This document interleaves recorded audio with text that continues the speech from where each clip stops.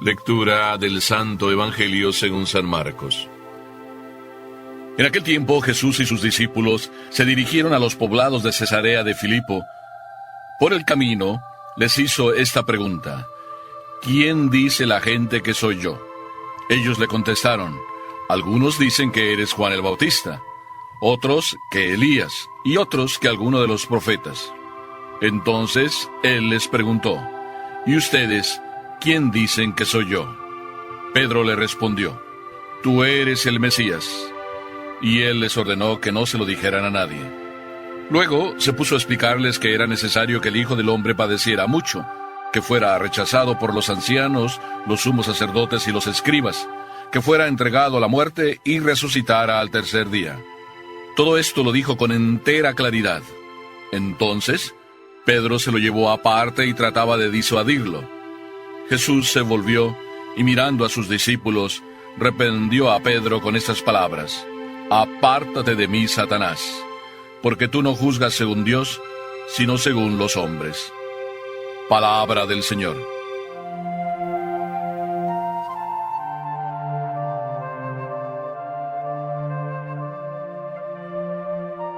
Este evangelio podría decirse que nos habla Jesús de que hay que pensar como Dios. Cuidado, hay que pensar como Dios. O, si quieren, este evangelio también nos habla de cómo es importante la cruz en la vida de cada uno, esa que a veces nosotros andamos queriendo huir. La verdad es que no quiero fijarme en un aspecto solamente. Y dice aquí el evangelio que por el camino les hizo una pregunta: ¿quién dice la gente que soy yo? Por el camino. Vamos a detenernos un poquito aquí. Cuando Jesús nos habla por el camino, es decir, cuando en la vida nacemos y luego vamos recorriendo los años de nuestra vida hasta que no sé qué años lleguemos, pero por el camino, Jesús te hace a ti esa pregunta: ¿quién dice la gente que soy yo? Y cuando Jesús hace esa pregunta, a veces como que me da a pensar, Jesús también le encanta el chisme, andar preocupado de lo que piensa la gente. ¿Podemos pensar así? Quizá. Creo yo que lo podemos pensar de dos maneras. Jesús te lanza la pregunta a ti y me la lanza a mí, a nosotros. Jesús es bien directo. ¿Quién dice la gente que soy yo? ¿Qué es lo que te llama la atención de mí? ¿Lo que tú ves en mí o lo que la gente dice de mí? Cualquiera de las dos cosas es interesante. Porque si tú estás preocupado más de lo que dice la gente de Jesús, a veces andamos así pensando nosotros. Andamos más preocupados de qué dice la gente de nosotros. Vivimos de lo que dice la gente. Y nos preocupa lo que andan diciendo de nosotros. Inclusive, si andan diciendo cosas malas, nos volvemos tristes, aunque no sea verdad. Y si dicen cosas buenas, nos ponemos contentos y no es verdad. Andamos viviendo como de la mentira, de la fantasía. ¿A Jesús le interesaba lo que la gente decía de él? En la realidad, no le interesaba lo que decía la gente, aunque lo escuchaba. No le frenaba en su actividad misionera lo que la gente decía. Sin embargo, posiblemente a ti sí te interese lo que la gente dice de ti. En esta pregunta hay una segunda idea. ¿Quién dice la gente que soy yo? Jesús te está preguntando a ti, me está preguntando a mí, nos está preguntando a todos nosotros, a ti y a mí. ¿Qué piensas tú de mí? ¿Lo que la gente dice? ¿O más bien estás preocupado de conocerme a mí directamente? ¿Qué piensas? Les voy a decir algo que pienso muy en el corazón. Ni siquiera lo que yo digo de Jesús es verdaderamente lo que debiéramos decir.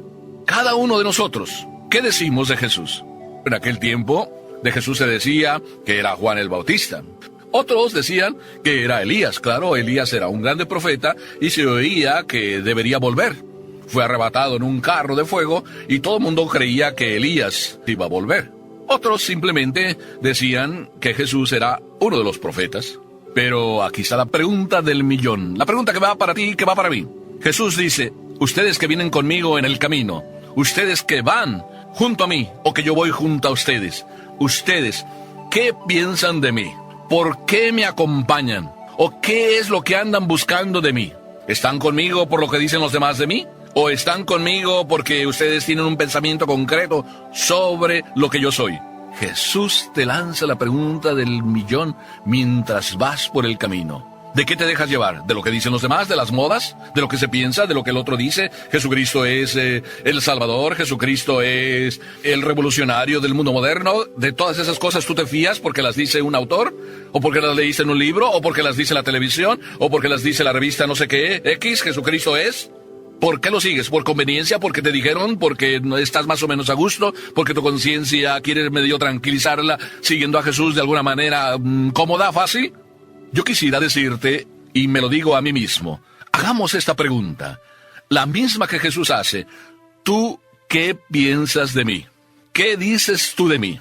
Y es que Jesús no quiere que tú te dejes llevar por comentarios, inclusive del más grande teólogo, sino que tú hagas la experiencia de Jesús. Jesús te está invitando a que vengas y hagas la experiencia con Él. Que no solo vayas por el camino al lado así paralelamente, como en el tren van las dos vías y nunca se juntan, sino que vayas con Jesús en el camino y vivas con Jesús y hagas la experiencia de Jesús. Por eso, qué importante esta respuesta.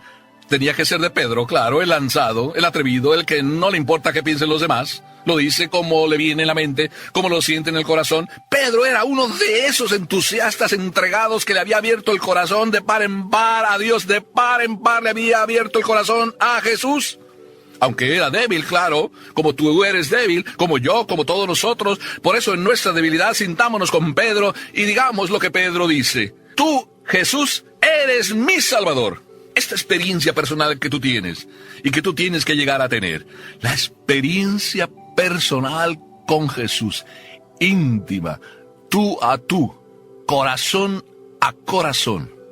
No te dejes llevar por lo que los demás dicen, ni por lo que yo digo, ni por el entusiasmo que pueda poner cuando hablo.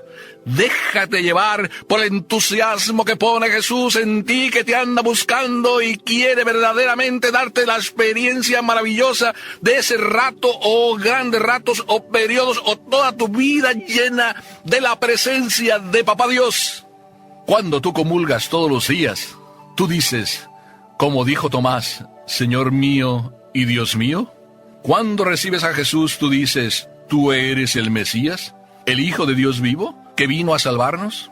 ¿O simplemente se ha vuelto en ti una rutina? Vienes a comulgar porque dicen que es bueno comulgar, porque te lo han enseñado tus papás, porque tus papás vienen también, porque todos juntos están en familia aquí. O tú ya no estás aquí porque te trajo tu papá o te trajo tu mamá, o viniste a darle un gusto a tu esposa o a tu esposo, sino estás ya porque quieres hacer la experiencia con Jesús.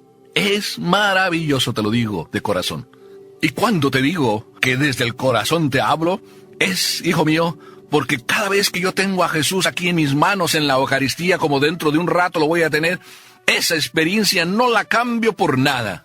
El libro de La imitación de Cristo de Tomás de Kempis nos dice, ni siquiera los ángeles han tenido la oportunidad de poder traer a Jesús a la tierra, de tenerlo en sus manos. El sacerdote católico tiene todos los días esa oportunidad de traer a Jesús a sus manos y de llevarlo a tu corazón para que tú mismo llegues a decir lo que tú piensas de Jesús y no te dejes llevar por lo que los demás dicen que Jesús es. Tú eres el Mesías. Aquí está la primera de las grandes experiencias que este Evangelio nos recuerda y nos dice que tenemos que hacer. Mi consejo personal, no quiere decir que sea lo único, pero miren, muchos a veces dicen, pues voy a leer este libro que me habla de Jesús, pues voy a leer este teólogo importante, pues voy a leer este autor que dice cosas bonitas de Jesús. Y se nos olvida que hay un solo libro que podemos decir es el clásico de los clásicos, que no lo ha escrito ningún loco y por tanto no es ninguna moda. Las modas las hacen los locos. Y los que parece que tenemos la cabeza en su sitio, pues andamos siguiendo las modas. El Evangelio no lo ha hecho ningún loco. Y los que siguen el Evangelio no son más que los que tienen la verdadera cabeza en su sitio. Si el Evangelio es lo único que tú agarras para entrar en contacto con Jesús y con Dios y con Papá Dios, ahí tienes la oportunidad de experimentar a Jesús y terminar diciendo, tú eres el Hijo de Dios, tú eres el Mesías, tú eres mi Salvador. Por eso cada misa no te la puedes perder Y si ya te aburriste de estar en misa, pues no te has dado cuenta que ahí está Jesús, ahí está Papá Dios. Cuando la experiencia de Jesús la llegas a tener, como Pedro aquí lo vivió porque Papá Dios le reveló esta experiencia, entonces Jesús nos viene a traer la otra experiencia, a través de la cual también se encuentra uno con Jesús. La experiencia de la cruz. Cuando Jesús ya había a los apóstoles descubierto, o mejor, Papá Dios les había revelado a los apóstoles por el camino, mientras iban por el camino, que Jesús era el verdadero Dios y que había que preocuparse de lo que Jesús era y no de lo que decían de Jesús, entonces les invita a lo que duele, a lo que a veces es causa de que dejemos a Jesús. Dice que les empezó a explicar, y no solo dice que les empezó a explicar, sino que todo esto se los dijo con entera claridad. Del Evangelio nos dice palabras de paso, no, nos las dice para que estemos con absoluta conciencia, con entera claridad hablaba Jesús. Ningún miedo le daba en expresar a sus discípulos que el camino de encontrarse con Él, también el camino de hacer la experiencia de Él, era el de la cruz. Y tú ya sabes la historia de aquel que andaba renegando de su cruz.